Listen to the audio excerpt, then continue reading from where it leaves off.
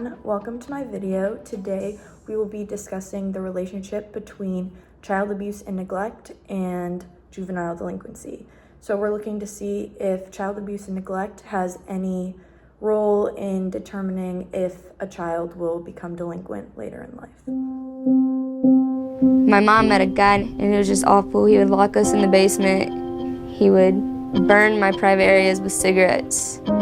At age 12, I was addicted to heroin. There's always violence on the streets. Fighting, people getting shot, everything. My brother, they grew up selling dope and stuff like that. When I turned 12, my big brother got shot in the head and he ain't make it. I let my anger build up and I started going down a path of destruction. We often think about the youth in the juvenile justice system and the risks that they pose to others. We don't often think about the trauma that's happened to them. Now, there has been many studies conducted to determine different types of victimization that can play a role in determining juvenile delinquency. Many children can turn to crime because of things like coping, learned behavior, survival tactics, because of different victimizations that they have faced in life.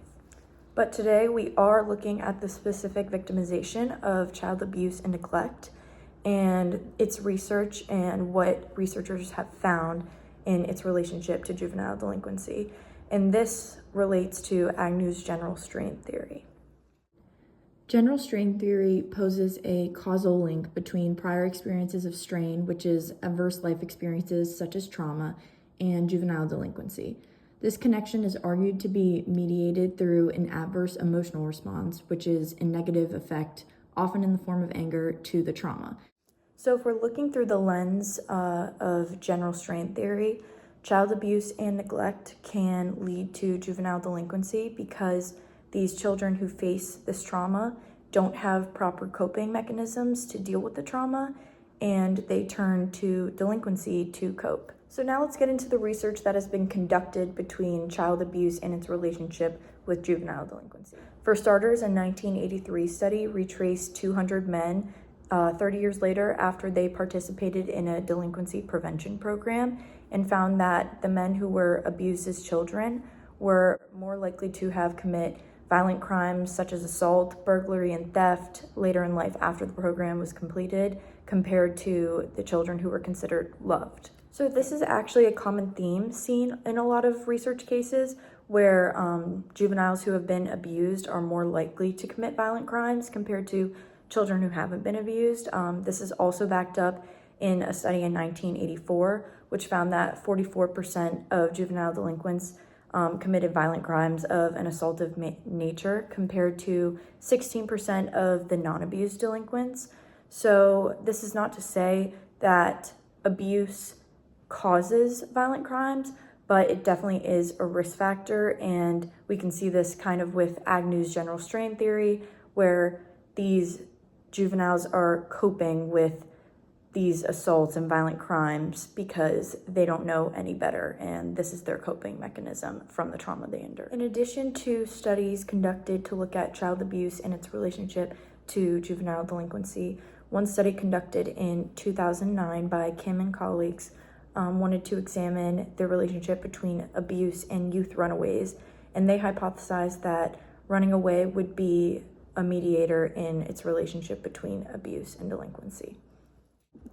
This is because many children who are abused leave home in order to stop the abuse, but they turn to deviant behaviors and means of survival on the streets. Previous research by Whittebeck and colleagues in 1997 surveyed runaway youths and their caregivers in 4 different Midwestern states. They found that while growing up, 33% of the boys and 30% of the girls who ran away had been hit with an object, and 18% of the girls had been sexually abused by an adult caregiver. Youth self-report surveys showed rates of abuse to be even higher, with 65% of boys and 70% of the girls who ran away indicated that they had been hit with an object, and 30% of the girls had been sexually abused. So building off of that research, the current study done by Kim is measuring child abuse with parent reports and also youth reports. The results for Kim's study showed that a history of child physical and psychological abuse predicted running away, which in turn predicted higher delinquency and victimization scores. And in addition to that, analysis showed that sexual abuse is actually an independent predictor of later victimization in particular, which is unmediated by running away. So through studies like these, we can see that there are other factors that come into child abuse, like running away, which can also be risk factors for later delinquency in life and strengthen the relationship between child abuse and juvenile delinquency. And from here, we're going to go and talk about child sexual abuse. So as we can see from the last study, child sexual abuse is often looked at separately from child physical and psychological abuse because of its differences in nature and impacts on the children. There have been different studies over the years to determine different outcomes from child sexual abuse, and it has been found that child sexual abuse is associated with hard drug use and alcohol abuse, which are also related to criminal offending. So things like hard drug use and alcohol abuse can be mediators in the relationship between sexual abuse and juvenile offending, in comparison to running away, which was a mediator for child physical abuse and psychological abuse. So in Swanson's findings, they found that children who were sexually abused were 2.2 times more likely to self-report crimes they had committed. They also found that children who were sexually abused were considered to be more aggressive, and if these children also stated that their family was dysfunctional, then they had higher ratings of aggression from their parent reports. So as we can see through the different research and the different studies we've looked at, child abuse negatively impacts children in many different ways, and it is definitely a risk factor for juvenile offending later in life. By acknowledging this and by realizing that this is an issue, we are able to work on prevention efforts in order to stop the cycle of delinquency from continuing on. Trauma matters to juvenile justice. Trauma-informed care in a juvenile justice system doesn't take away the need to address delinquent behavior.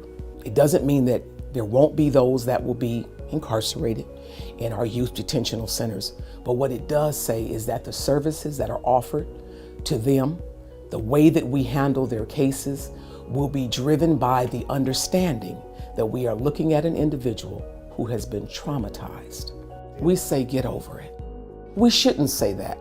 We have to recognize as a team that trauma exists. We have to understand its impact.